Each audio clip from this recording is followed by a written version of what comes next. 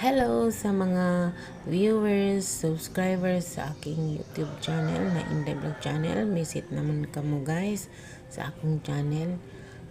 Dayon, i-likes, comments, and share para matulungan ninyo si Inday na isang pobre na Inday mga kainday. Ang akong kuan karon topic bahin anang uban ba nga bisan parehara na to kapobrehon kuan lang gyapon ubos ang ilang pagtanaw, iubos pa og giubos pa jud ba kanang kapiluhan kaminusan ano ka nga nay taong inaana no maglibog ta bisan pa magkabalo sila nga naay mga linog naay nasunog didto sa Los Angeles naay mga kanang kalamite inaana daghang kay mga panghitabo di gyapon mausob ang tawo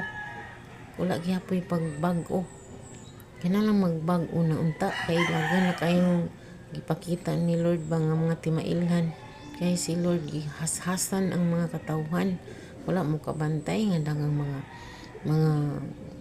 disgrasya sa mga kadalanan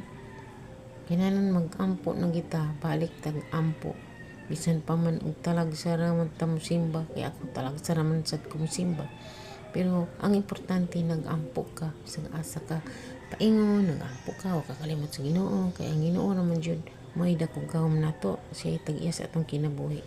yun kanong pa nagpasulabi ang Kamarites Marisol di naapit taga-sulsol si panawayan ng mga dagway ang mga kreator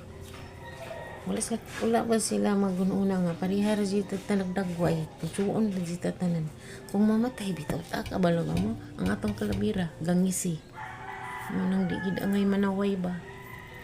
atong ipakita ang atong piki ang kwintas nga tag 10 pesos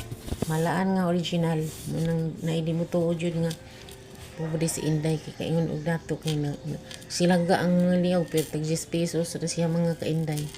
Salamat sa inyong pagpakinig mo ora to akong content kay buntaga.